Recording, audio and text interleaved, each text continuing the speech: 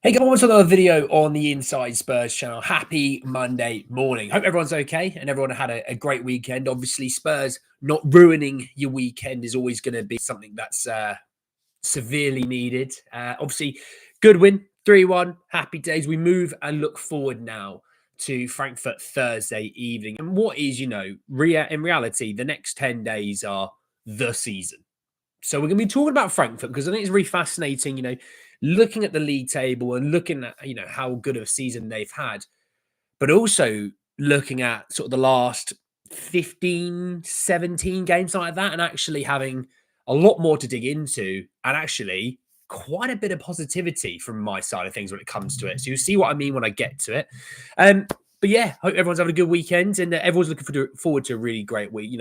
We will obviously do more of a preview for Frankfurt maybe a little bit later in the week. But I have done some digging into some research into the style of play, the manager's style of play, things they like to do out of possession, in possession, teams that have success with, teams they struggle with. So you'll get a real idea as to what Frankfurt is all about.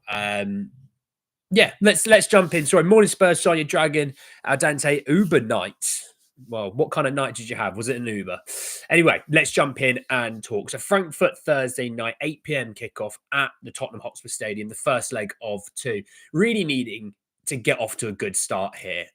What I don't mean is you need to be 4-0 up for the second leg. I don't mean that whatsoever. But you need to be going there with the upper hand because, as Ange said, and as if you watch any of Frankfurt, Frankfurt at home can create a bit of an atmosphere.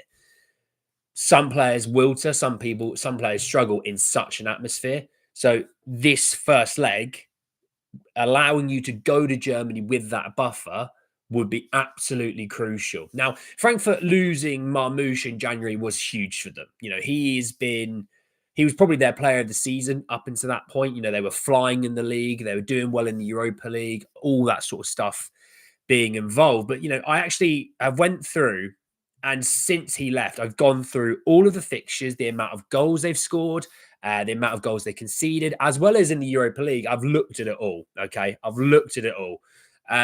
Morning, DJ. How are you, mate? Marshall and Simo.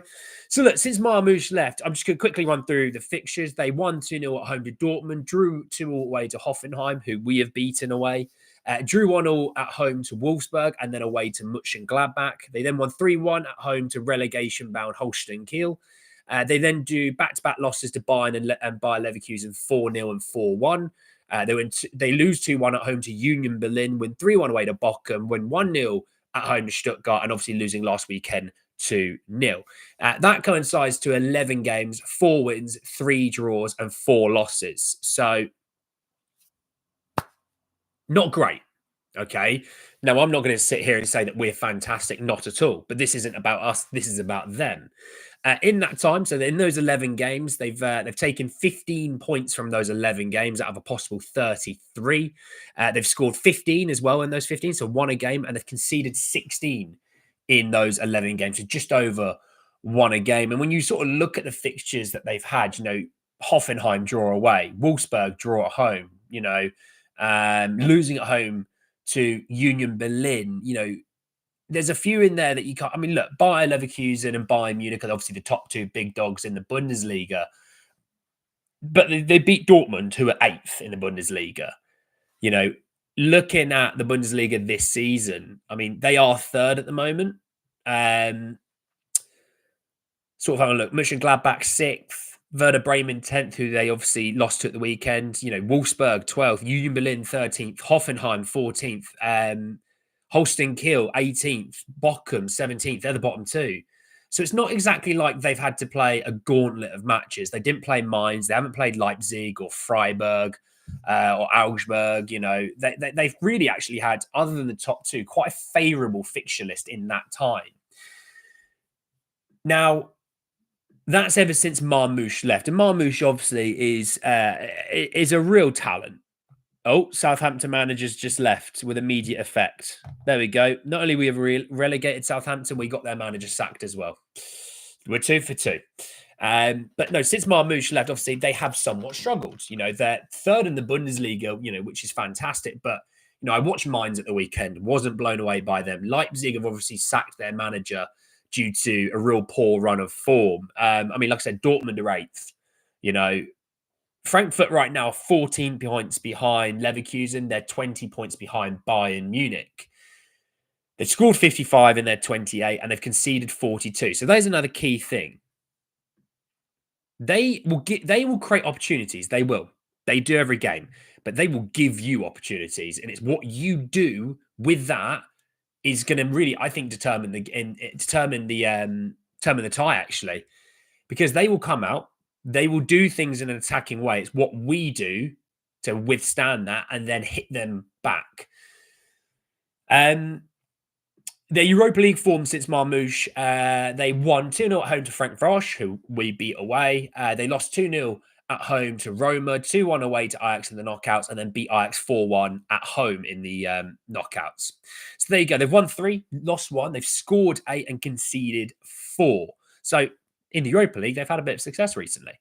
But again, they conceded at least 1 a game. They scored 2 a game in that time, but they lost 1 a game. So, plenty really actually to sort of take away from this. And so it's proper fascinating, really looking at all this, Europa League having some success and scoring a lot, keeping the goals down. Bundesliga, not as much success whatsoever, not really scoring the goals that, I mean, you think 15 goals scored in the last 11 games. If you subtract that, before that they'd played 13. Hang on, how many? I mean, let me do this again. So they scored 11 games. Sorry, so they played 17 games and scored 40. So about 2.5 a game. So they have slowed up on the goal side of things. So we need to make sure that we're aware of that. Now, this is a team. When I was doing some research, I found a fascinating article from a person called Moritz, who I'm just going to actually copy it in, that if you do want to read it, you're more than welcome to read along with me. Here we go. There's the article that I'm literally about to read from, Total Football Analysis. Have a little read of it whilst I'm chatting about it. So the manager, Dino Topmuller, okay, I think I've said that correctly. Apologise if I haven't. The article is fantastic. He sort of breaks it down into sort of 2 parts of the season. He does say that Frankfurt had an outstanding first half of the season, finishing the first round in 3rd place in the Bundesliga, which is where they are right this second. The team has consistently created goal-scoring opportunities through effective transition play. In particular, Marmouche and Ekitike benefit from this style of play. Obviously, Marmouche now being gone, they have suffered from that, which is to be expected. If you sell a player for 75 million when you're not exactly a big boy, you're going to struggle a little bit potentially. The large spaces created allowed them to fully exploit their speed advantage. However, there have been difficulties against compact opponents who could become a significant issue as the second half progresses. Before the winter break, Frankfurt struggled to maintain the strong form displayed in the first 12 match days. A clear trend emerged during this period. The team had significantly more possession than at the start of the season. That is because Frankfurt's style of play is heavily reliant on the transition game. When opponents allow the team more possession and defend in a compact shape, Frankfurt often struggle. So I'm going to pause there. All right, I'll be reading on a bit more. But I can't lie. I've just read that. Jesus wept. That just sounds like Spurs, doesn't it? Yeah, when we transition, we got speed. We can do X, Y, and Z. But when someone's compact, we struggle a little bit. It sounds an awful like Spurs, doesn't it?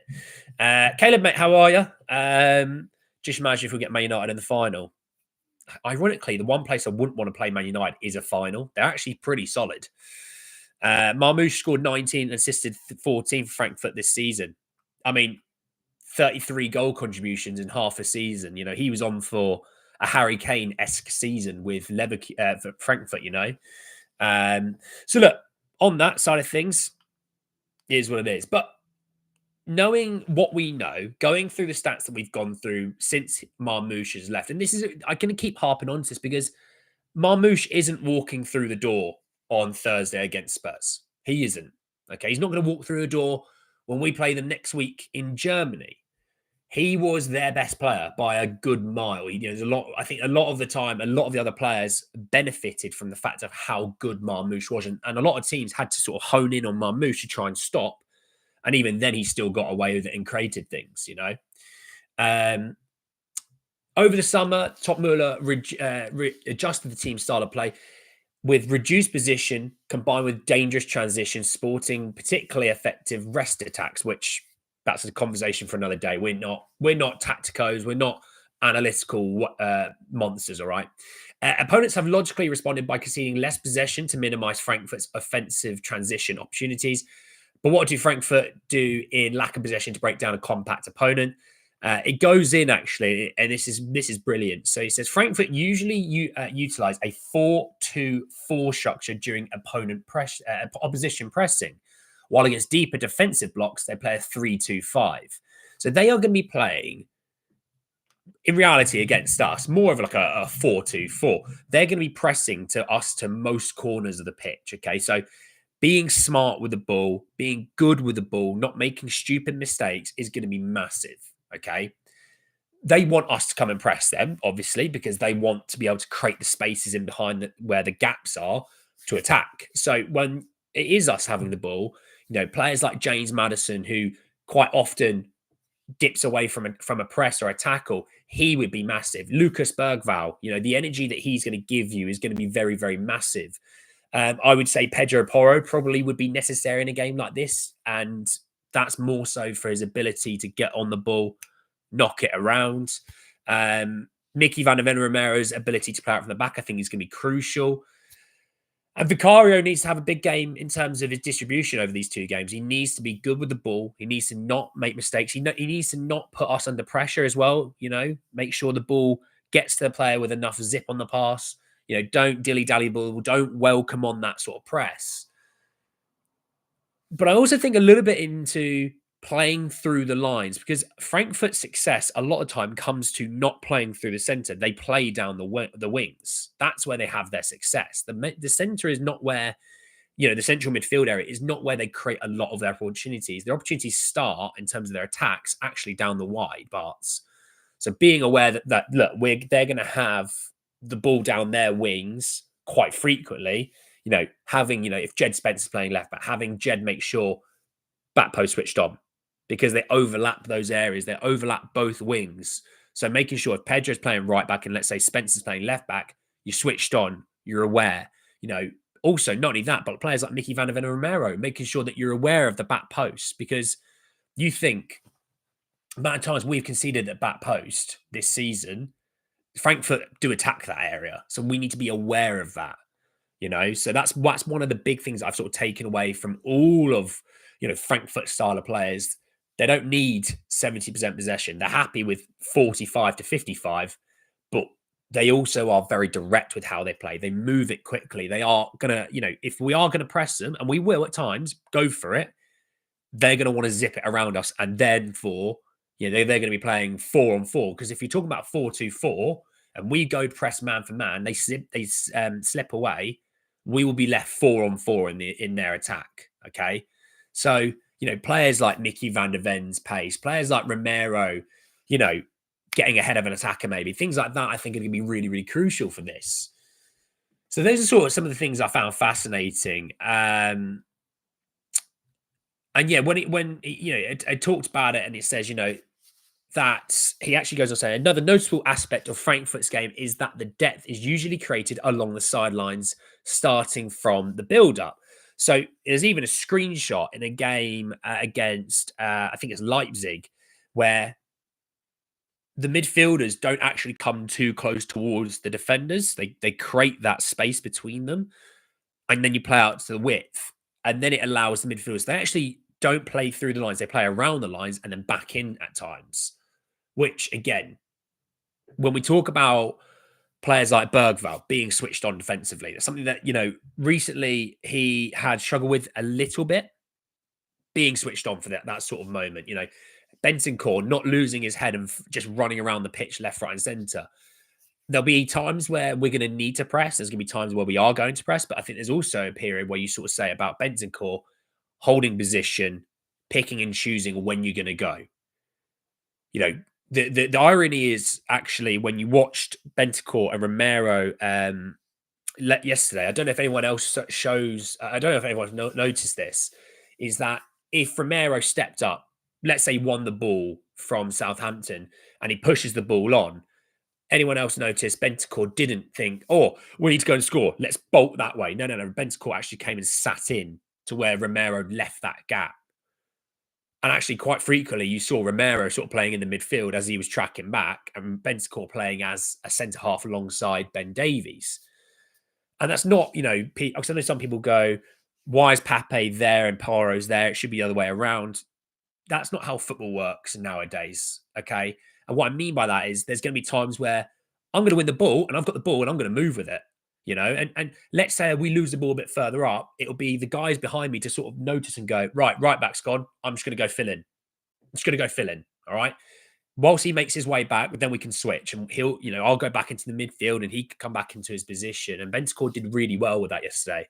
I thought he was fabulous, actually, Bentancur. The more I watched the highlights, the more I looked at it, I thought he was fabulous, actually, because it wasn't the fact that he scored 3 goals and 3 assists and, he scored a bicycle kick. It was actually all the little stuff that we always require a number 6 to do.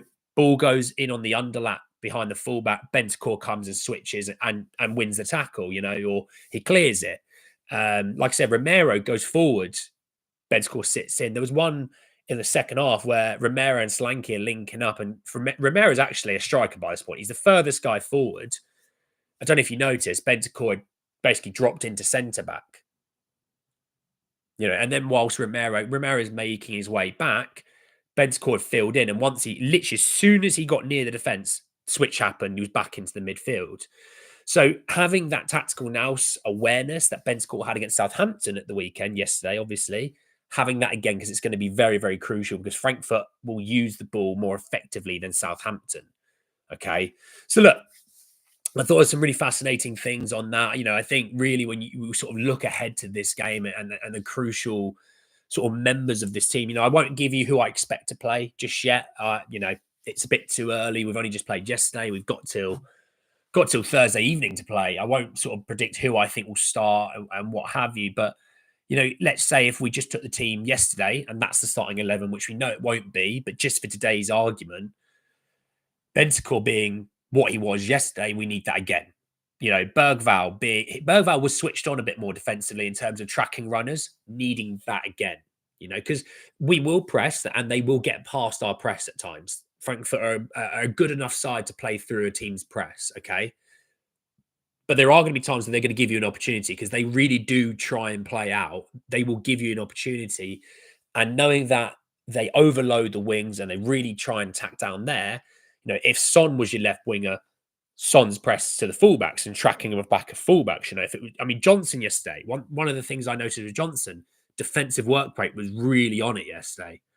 And I think it helps as an attacker if you're having some success in the attack where, maybe you're not scoring, but you've had a couple of shots, a couple of good crosses, your link-up plays looking solid.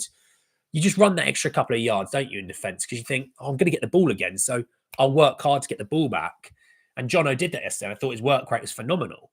And let's say Johnson did start on Thursday. Again, it's only hypothetical for today's argument, is needing that again. More so than ever, because I think a lot of times when you watch the Premier League, inverted fullbacks, they overload the midfield. All the creativity comes from the midfield, right? Backhand out to the wingers. Whereas with Frankfurt, they're going to go straight around the outside and they're going to really go for it through their fullbacks and their wingers. Having Etekike, having the Marmoushes that used to pull your defenders left, right, and centre and create gaps for your Larsens and things like that. They don't have as much of an ability now, obviously, with Marmoush playing in Manchester.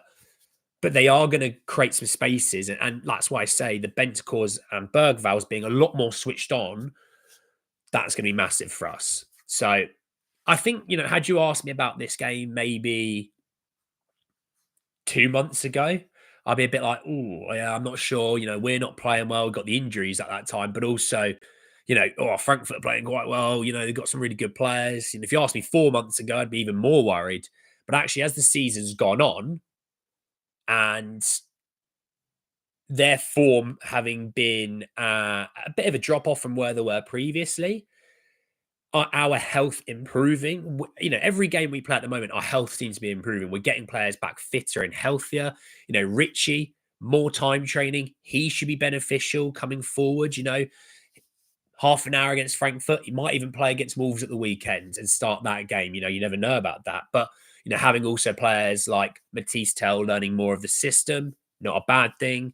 Odebear, you know, big injury that he's coming back from. He's only going to continue to get better. You know, all of these, I mean, the two centre halves, that's the big two with Vicario.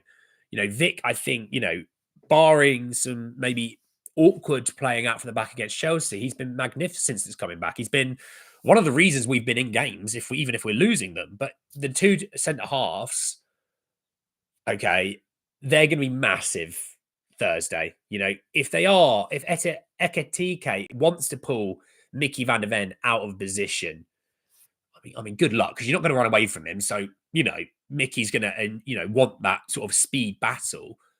But then if it is Destiny back in the team, Destiny being switched on, you know, even when people go, he played really poorly against Chelsea. Actually, if you do watch that game, defensively, he was fairly solid. Going forward, he wasn't that bad either. I think, you know, for the first half an hour, we got nothing from our left wing at all. You know, that's Son included. Destiny improved quite a bit more when Sonny decided that he wanted to get on the ball a bit more. It created a lot more space for Destiny to sort of maraud forward, and he did, needing that again. You know, so you know, I'm not a tactico. I'm not a great tactical mind when it comes to these things. I'm just sort of someone that watches a game and go, "Oh, that's interesting.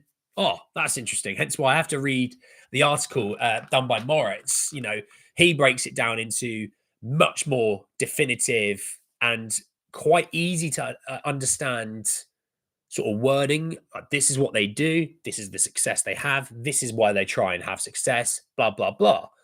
You know, with me, it's like, oh, okay. So if they're going to overload the fullbacks and then pull players left, right, and centre, it's other players to be switched on to realise if someone's vacated that area, just going to take a few steps back and make sure I'm in that area. You know, so I actually had one other thought, and it's actually to do with yesterday's game.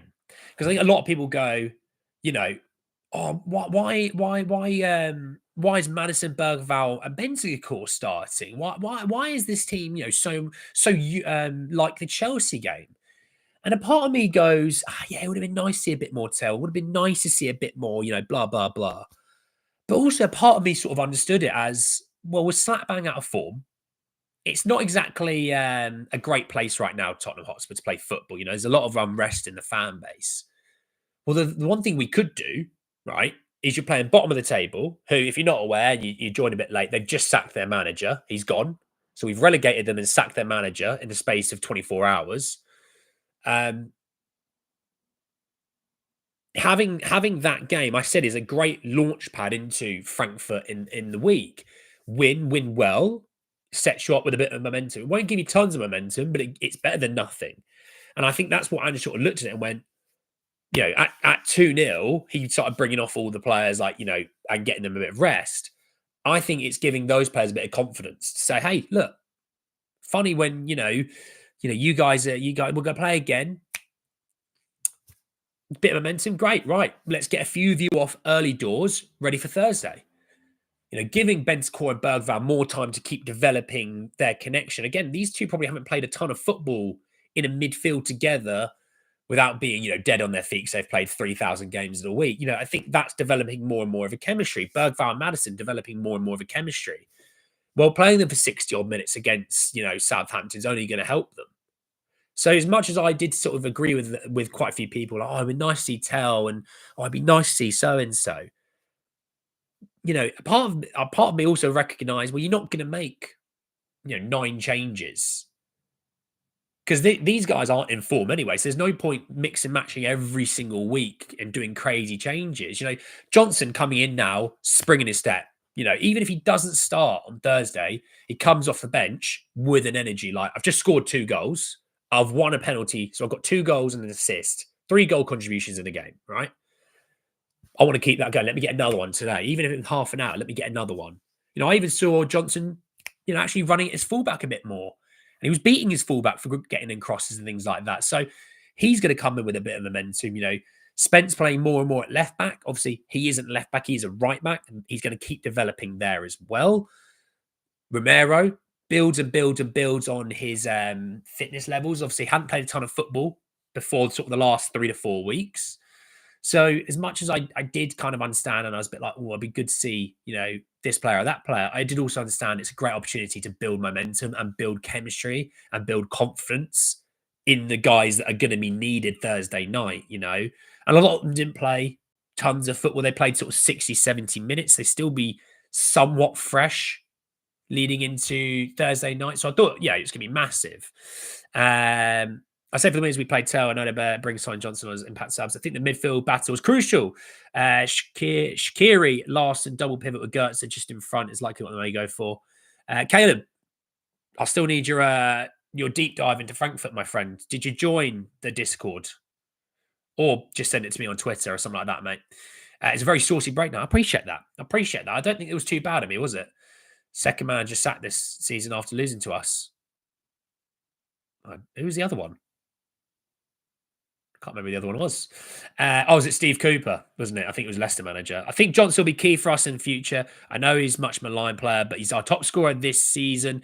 And his goals weren't easy goals yesterday. He is developing. He will improve. Yeah, I'm not too worried about him. He was really solid yesterday. Really, really solid. There you go, Caleb. There's the Discord link. Drop it in there for me, mate. So look, really, really fascinating deep dive. Obviously, we will do probably the preview Wednesday for Frankfurt. Obviously, loan roundup back tomorrow. Looking forward to the loan roundup. It's my favorite video to do in the week. I absolutely love it. So loan roundup tomorrow. Going to be talking about the players out on loan. Bit of a chat about some other little bits and bobs. No doubt, so much crap will come out of the club in the next sort of 12 to 24 hours. So we'll be talking about that as well. But thanks so much for kicking around, listening to me talk tactics and analytical things for once. It's a bit different. I'm not very good at it. So that's what we're going to learn together. All right. Russell Martin, there you go. Southampton Prison Manager was, there you go. Big Mike's in there as well. Big Mike. But yes, thank you all so much for joining me this morning. Go and enjoy the rest of your mornings, afternoons, evenings, wherever you are in the world. And I'll speak to you tomorrow to talk even more about Tottenham. Take care, everyone. Peace.